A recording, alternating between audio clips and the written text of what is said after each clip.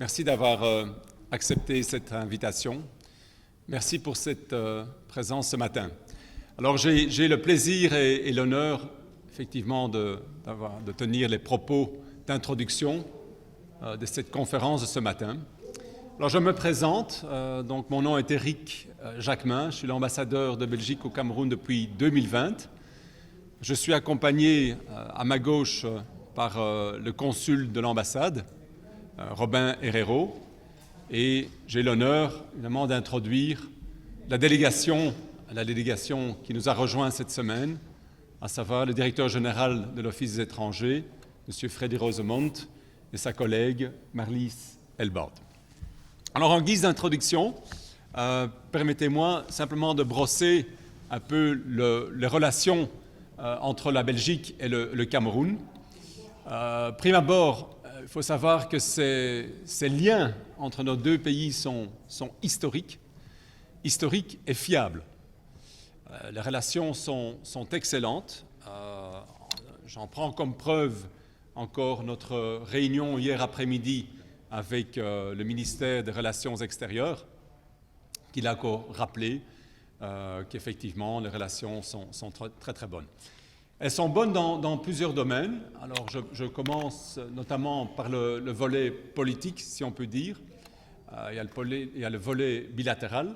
Il faut savoir, je ne suis pas peu fier de l'annoncer, que nous avons encore récemment signé un accord de partenariat entre les parlements respectifs. C'est un peu une première, je pense une première peut-être même mondiale. Donc c'est le fruit d'une longue négociation qu'on a menée avec les amis députés de part et d'autre. Nous sommes aussi et restons actifs au niveau de, je dirais, l'accompagnement de la décentralisation, donc un processus important pour le Cameroun, sachant que la Belgique est un État décentralisé également. Donc on fait des partages d'informations, d'échanges, de bonnes pratiques, à travers notamment de visites respectives qui ont eu lieu sous la houlette de CVUC, donc Commune et Ville Unie du Cameroun, qui est déjà venu en mission plusieurs fois en Belgique, accompagné de maires. Et il faut le savoir aussi qu'on n'est pas plus loin que le week-end passé. La Belgique a gagné le premier prix de la meilleure délégation étrangère lors des journées économiques internationales des communes. Sur un plan plus large politique, bien entendu, comme État membre et fondateur de l'Union européenne, on est à leur côté avec nos collègues ici à Yaoundé dans le cadre des négociations politiques, ce qu'on appelle les dialogues politiques structurés qui ont lieu dans le cadre de Cotonou. Ça, c'est des sujets évidemment climat d'investissement, gestion de ressources naturelles, droits humains et autres.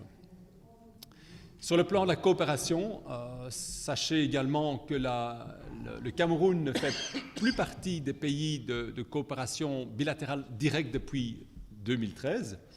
La raison en étant que la coopération belge s'est focalisée sur 14 autres pays qui sont nettement plus en demande.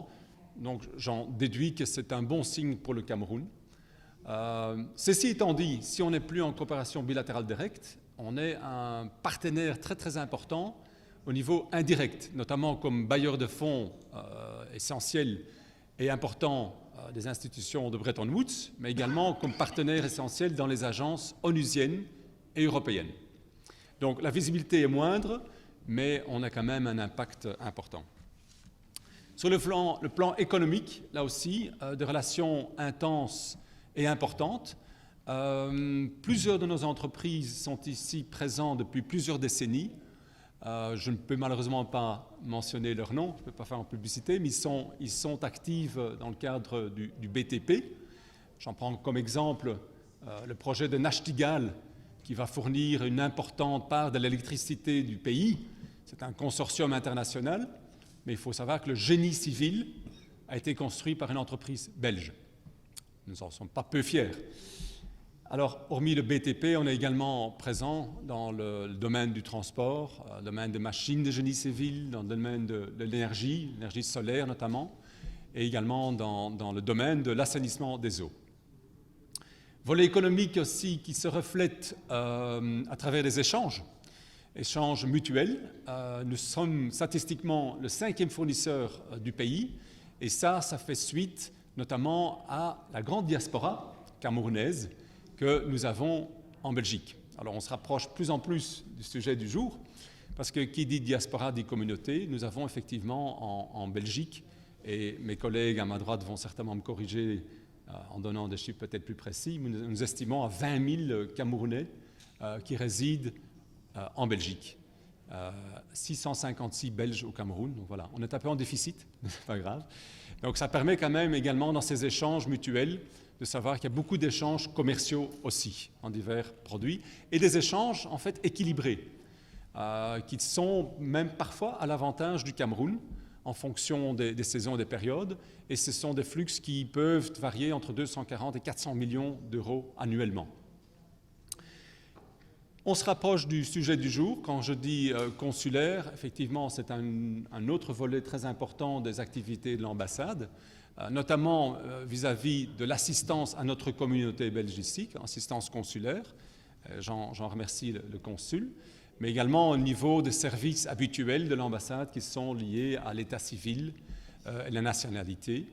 Et alors, last but not least, ça nous rapproche au sujet du jour, les visas et la migration. Sujet très important, un sujet qui parfois suscite certaines sensibilités, mais sachez que, moi je dis toujours, la migration, nous sommes tous en fait des migrants, quelque part. Quand on fait l'historique de nos familles respectives, nous sommes fils, filles de migrants, petits-fils de migrants. Moi-même, je suis belge, mais apparemment d'origine italo-suisse. Voilà. Donc, je crois que la migration doit être vue comme un phénomène tout à fait naturel, important. Ça permet des échanges, à tout point de vue. Mais c'est aussi un phénomène qui doit être encadré. La Belgique, comme encore une fois dans le cadre européen, la Belgique prône les valeurs d'une migration légale. Je crois qu'il faut renforcer les facilités, donc faciliter la migration légale, tout en renforçant également les procédures à l'égard de l'immigration illégale. Alors, sur cette note-là, je me permets de passer la parole au directeur général de l'Office des étrangers qui va nous en parler davantage aujourd'hui. Merci pour votre attention et merci pour vos nombreuses questions, je suis sûr, qui suivront. Bien à vous. Merci, Monsieur l'ambassadeur, pour cette introduction. Quelques éléments pratiques.